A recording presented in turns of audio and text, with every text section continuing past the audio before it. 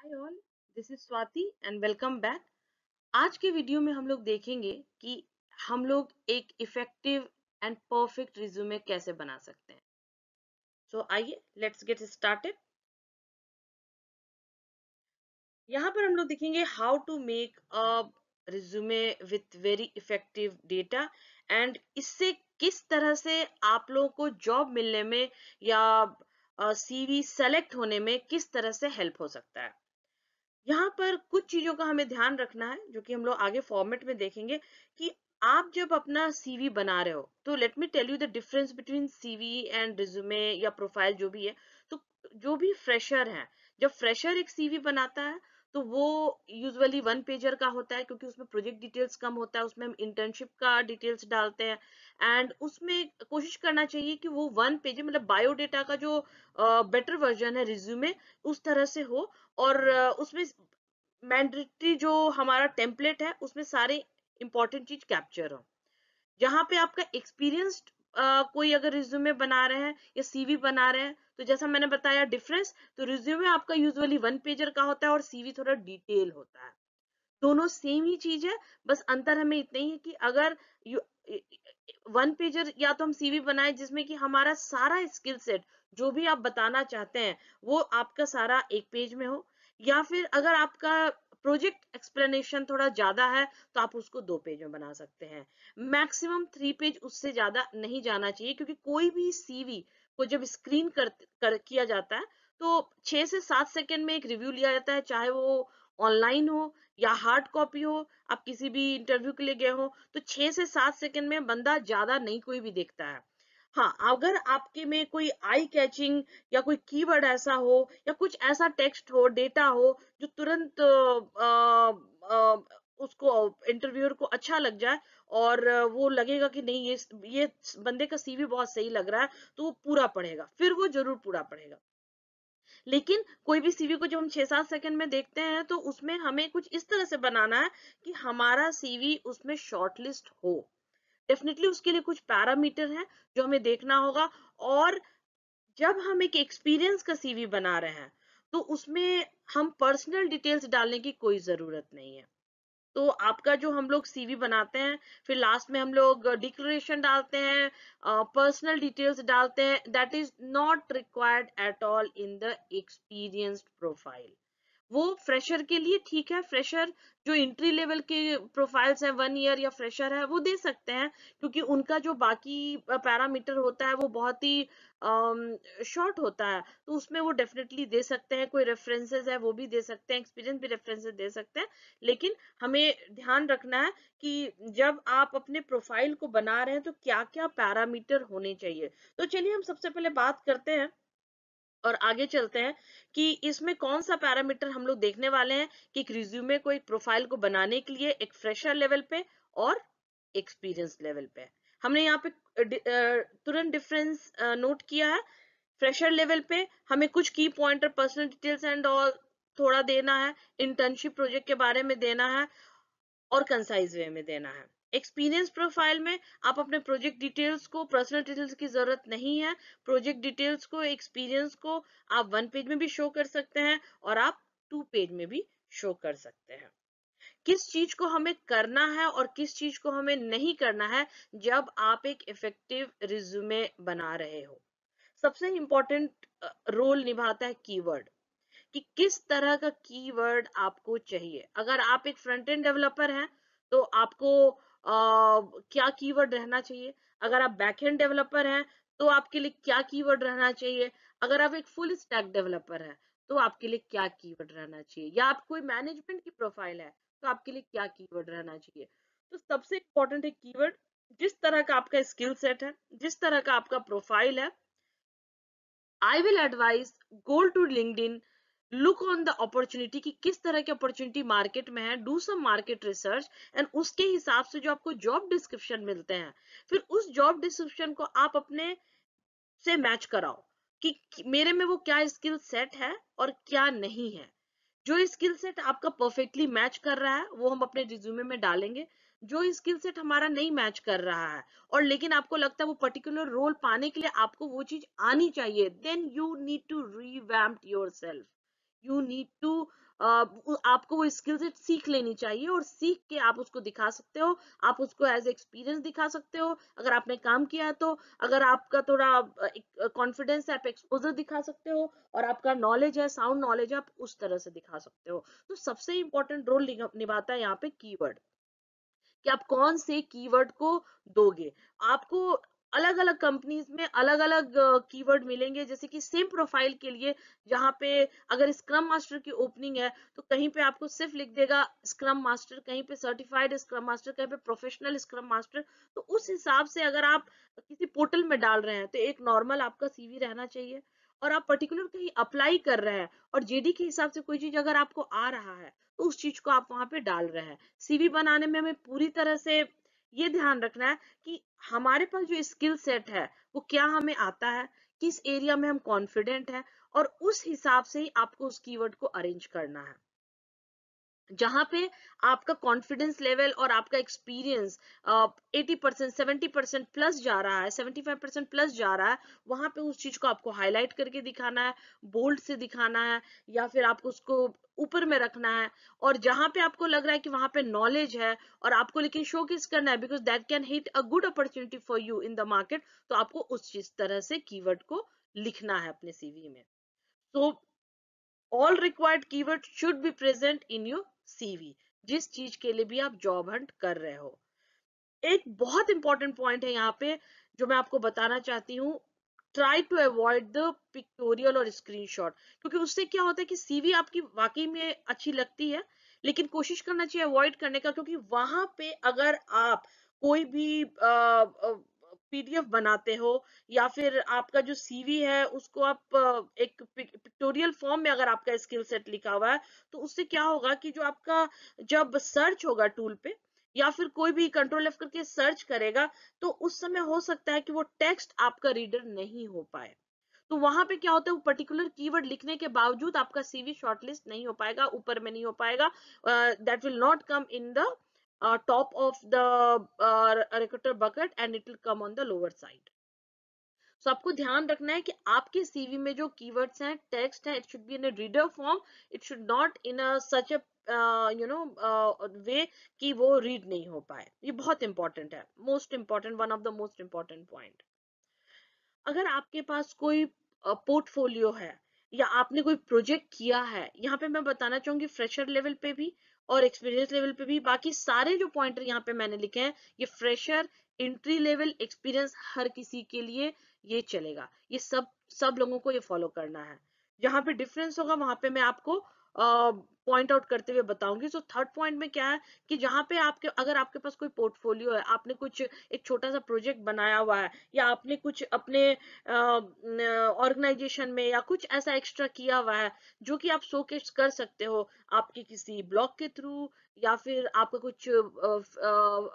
Personal basis पे कोई hobby है, आप एक फ्रीलांसर हो, या फिर आप ऑन वर्क के अलावा भी कुछ आप करते हो, तो आप उस चीज को अपने पोर्टफोलियो में उस लिंक को दे सकते हो। अगर आप फ्रेशर लेवल पे है तो उस प्रोजेक्ट को आप दिखा सकते हो, उस प्रोजेक्ट को प्रेजेंट कर सकते हो, अगर आपको उसके लिए कोई अवार्ड या एप्रिसिएशन मिला आप उस चीज को शोकेस कर सकते हो।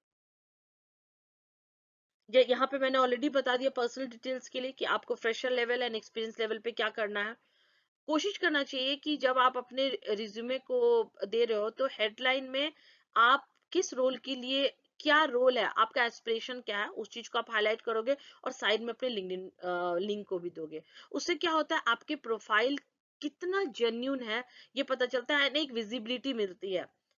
राइट। एंड सामने वाले को जब भी वो आपका प्रोफाइल देखता है तो उससे आपको पता चलता है कि how relevant you are, that they can make it out, interview can make it out. आपने जो भी अपने प्रोजेक्ट डिस्क्रिप्शन में डिटेल्स डाला है वो सारे क्लियर होने चाहिए, एंड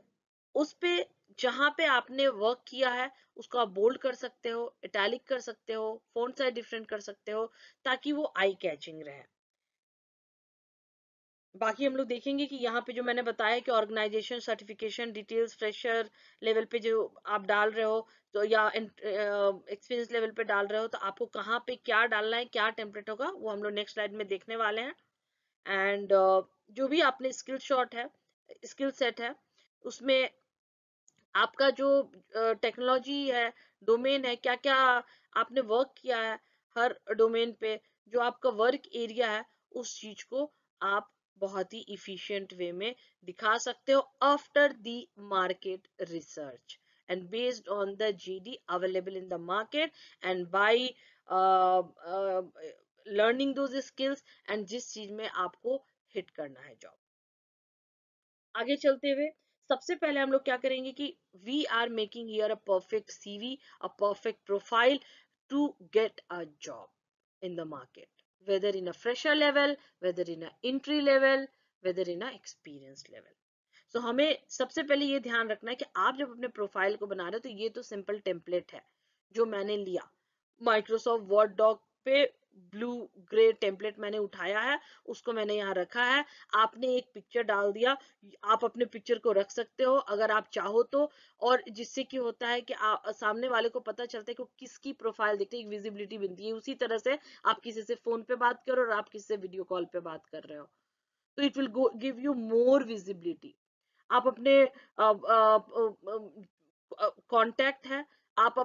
किस तरह की अगर आपके पास एक नंबर है, प्राइमरी नंबर है या ऑल्टरनेट नंबर है, आप दोनों को रख सकते हो कि अगर आप दो नंबर यूज करो और एक आपका स्विच ऑफ है या नॉट रीचेबल आता है, तो उस तरह से आप इस चीज को यहाँ पे दर्शा सकते हो।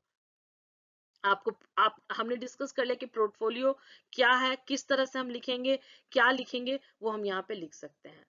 अपने एडुकेशन में ग्रेजुएशन, पोस्ट ग्रेजुएशन, उसकी इस डिटेल्स को, जो भी आपके जिस चीज को आप दिखाना चाहते हो, जिस लेवल पे आप दिखाना चाहते हो, that is up to you. उस चीज को आप उस हिसाब से आप अपने एडुकेशन को कैप्चर करोगे, सर्टिफिकेशन को कैप्चर करोगे, इफ एनी आपका जो वर्क एक्सपीरियंस उसको कैप्चर करोगे। अगर आप एक फ्रेशर हो तो आप यहाँ पे बता सकते हो कि यहाँ आप एक फ्रेशर हो और आपने इंट्री लेवल पे ये सारे प्रोजेक्ट किए हैं, या कॉलेजेस में आपने ये प्रोजेक्ट किए हैं, या कॉलेजेस में आप इस क्लब के मेंबर रहे हो, एक्टिव मेंबर रहे हो, या फिर आपने ये इंटर्नशिप किया है, या प्रोजेक्ट प्रेजेंटेशन कहीं पे दिया है, या आप कहीं किसी सेमिनार में पार्टिसिपेट किया है। जो भी आपके पास क्वालिटी है, आप उस चीज को अपने वर्क एक्सपीरियंस में दिखा सकते हो। आपके responsibilities, roles, with your achievement, with your reward, you can showcase here. अपने स्किल सेट को कि किस स्किल पे आपका कितना एक्सपर्टाइज लेवल है, या क्या परसेंटेज है, या क्या रेटिंग है, that is multiple format, you will get it online and you can put it here. तो हम लोगों को जब हम अपना प्रोफाइल बनाते हैं, और जो मोटिव मेरा रहा, गोल रहा इस वीडियो को बनाने के लिए, इस चीज को बताने के लिए कि हम लोग एक क्विक टाइम में किस तरह से एक बहुत ही परफेक्ट एंड इफेक्टिव रिज्यूमे बना सकते हैं। So what your interviewer, what your organization, where you have kept a target, what they are looking for. Based on that, you have to make your profile, make your CV. So your one CV will be there to upload, and based on that, when you're sharing one-on-one, based on your own skill set, your own learning, your own aspiration to work on that particular area and on your own preparation, you have to share the profile, and then you have to go through definitely all the rounds, right? उसके बाद आपको बहुत important है जो हमने just discuss किया कि हमें अननेसेसरी चीजों को अवॉइड करना है। Do not repeat the things in your CV, right? That is the thumb rule. आपको नहीं रिपीट करना है, जो चीजें जरूरी नहीं है उन्हें अवॉइड करना है। क्योंकि जब जैसे कि आप अपना पैन कार्ड नंबर दे रहे हो, या आप अपना पर्सनल डिटेल्स पूरा पूरा एड्रेस लिख रहे हो, तो दैट इज नॉट रिक्वायर्ड। आपको जब कॉल आएगा तो आप उन चीजों को उस समय दे सकते हैं, राइट? क्योंकि जो 6-7 सेकंड के अंदर जो आपका पेज दिखेगा, सिर्फ ऊपर का कोई पढ़ेगा, नीचे का कोई नहीं पढ़ने जाता है। तो आपको उतनी ही देर में 6-7 सेकंड के अंदर आपको यहाँ पे अपने सीवी पे हाईलाइट कर देना है कि जो आपका स्ट्रॉन्ग एरिया है, आपको क्या पता है, आप कितने स्ट्रॉन्ग हो फ्रंट एंड पे, आप एज अ डेवऑप इंजीनियर कितने ज्यादा, आपको किस किस एरिया में एक्सपर्टाइज है, क्या टूल पे एक्सपर्टाइज है, या आपका क्या सर्टिफिकेशन और आपके करंट रोल को कैसे वो जस्टिफाई कर रहा है, वो सारे चीज को यहाँ पे आपको दर्शाना है। आपका प्रोफाइल पूरी तरह से आई कैचिंग होना चाहिए, जो कि कोई भी इंटरव्यूअर या रिक्रूटर को जब आपका रिज्यूमे को जाएगा तो आपको तुरंत देख लेगा, ओके ये बंदा बहुत सही लग रहा है, ये मेरे जेडी से बहुत मैचिंग है, तब आपका प्रोफाइल शॉर्टलिस्ट होने की चांसेस भी ज्यादा है, और कॉल्स भी आएंगे, और उसी हिसाब से आपके अपॉर्चुनिटीज, नंबर ऑफ चांसेस आपके बढ़ेंगे, right? And you will be different in the crowd. सब लोग करेंगे, ये चीजें हमें करनी है, लेकिन आपका जो अपना ओन पैशन है, आप अपने पैशन को कैसे प्रोफेशनल रूप में दिखा सकते हो, कैसे उसको यूज कर सकते हो, और उस तरह से कैसे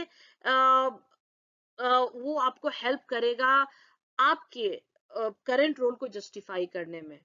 And if your passion with your professional experience and with your skill set, if everything is matching, that is going to make your profile very strong. तो आपको इसको correlate करना है, and that will make a difference in the crowd, right? And हमें कोशिश करना है कि हम ज्यादा से ज्यादा टेक्स्ट फॉर्मेट को, पर्टिकुलर कीवर्ड को फॉलो करते हुए इस चीज को लेंगे। जब हम अपने प्रोफाइल को बना रहे हैं, तो किसी भी चीज को बहुत ही क्रिएटिव वे में, जो सिंपल से भी किसी चीज को हम लिख सकते हैं, अपने प्रोजेक्ट एक्सपीरियंस को, प्रोजेक्ट डिटेल्स को, लेकिन जहां पे आप आपने कुछ एक्स्ट्रा किया है एंड आपको वो चीज मिला है, तो आप उस चीज को दिखा सकते हो कि भाई मैंने इस प्रोजेक्ट में काम किया है, यहाँ पे मेरा ये सक्सेस रेशियो रहा है, ये रिजल्ट आया और इतने ड्यूरेशन में आया है, इतना परसेंटेज ऑफ रेवेन्यू मैंने इंक्रीज किया है। आप जैसे एज अ डेवलपर भी काम कर रहे हो, और आपने उस प्रोजेक्ट में एक्स्ट्रा कंट्रीब्यूशन दिया है, और जिस चीज के लिए अगर आपने रिवॉर्ड दिया गया है, या फिर आपने काम किया है, आपको पता है कि उस चीज से कैसे वो आपके क्लाइंट या कस्टमर को बेनिफिट किया है, या किस तरह के रिस्क में आपने उस चीज को अपने सजेशन से रिजल्ट दिलाया है, तो ये सारे आपके result, success area, and that you know that revenue increase, that आपके जो इंक्रीज हुए हैं, that that amount with which has taken, given a more customer and increase in your revenue, and with this much of short duration, इस चीज को आपको, अगर आपके में है, तो आप उस चीज को प्रोजेक्ट डिटेल में जरूर दिखा सकते हैं। Always remember, keep it short, क्योंकि आपका जो प्रोफाइल होगा वो आपको 2 पेज में कोशिश करना है कि हमें बनाया जाए, ताकि उस कम ड्यूरेशन में आपका प्रोफाइल बहुत ही आई कैचिंग हो। तो पहला पन्ना बहुत ही, इट पेज प्ले अ की रोल हियर, कि पहले पन्ने में, पहले पेज में आपको क्या करना है कि आपका जो पहला पेज रहेगा, उसमें आपको इंपॉर्टेंट पैरामीटर लिखना है, आई कैचिंग एरिया लिखना है, जिससे कि फटाक से आपका सीवी शॉर्टलिस्ट हो। जहां पे आपने जो पहले पेज पे जो आपने प्रोजेक्ट डिटेल्स दिया है, उसको आप एक्सप्लेन कर सकते हो डेफिनेटली सेकंड पेज में, और शॉर्ट में उसको सेकंड पेज में कंप्लीट कर लो। और इंटरव्यूअर को भूखा रखो इतना कि जब आपके ये 2 पन्ने को प्रोफाइल वो देखे, और जब आपसे क्वेश्चन पूछा जाए, तो उस चीज को आप और बेटर एक्सप्लेन करो। आपको यहाँ पे कहानी नहीं लिखनी है, आपको शॉर्ट में यहाँ दिखाना है अपना प्रोफाइल, ताकि लेकिन आपको दिखाना है कि आपने क्या क्या, आपके जो मेन मेन पैरामीटर है उसको आपको कैप्चर करना है, और वहां से उसके बाद आपको वहां पे एक्सप्लेन करना है। तो कोशिश करना है 2 पेज का। अगर आप 15 साल एक्सपीरियंस है, आप है, कोशिश कीजिए, नहीं तो 3 पेज का मैक्सिमम होता है। बट मेरे हिसाब से, मेरा पर्सनल एक्सपीरियंस से पूछा जाए, या फिर मेरी प्रेफरेंस पूछी जाए, तो I prefer 2 page CV is more than enough to impress and get shortlist in any profile, and you can definitely explain in a wider way. And definitely, जब आप प्रोफाइल बना रहे हो, and the skill set you have, that confidence, that way you have to write, and that should showcase in your one on one round, and उसी तरह से आपको skill set को भी बढ़ाना है। मेरा अपना YouTube चैनल है, जहाँ पे आप लोग ये देख रहे हो, उसमें बहुत सारे कोर्सेज मैंने डाले हुए हैं, बहुत सारे मैं डालने वाली हूँ, क्योंकि जस्ट अभी स्टार्ट किया है। आप लोग इसको लाइक करो, सब्सक्राइब करो, ताकि जो भी मेरे न्यू वीडियोस आए या जो पहले से हैं आप उनको देख सकते हो, ताकि एक टच रहे, अगर आपको ये अच्छा लगता है। एंड मुझे बहुत खुशी होगी कि अगर आप मुझे एक लाइक देते हो, मुझे इससे मोटिवेशन मिलता है एंड आगे बढ़ने के लिए। एंड हम लोग इसी तरह से आगे और देखेंगे। आप आपके जो आपने टाइम दिया, यहाँ पे समझा, उसके लिए बहुत बहुत शुक्रिया। Thank you so much guys, and see you soon.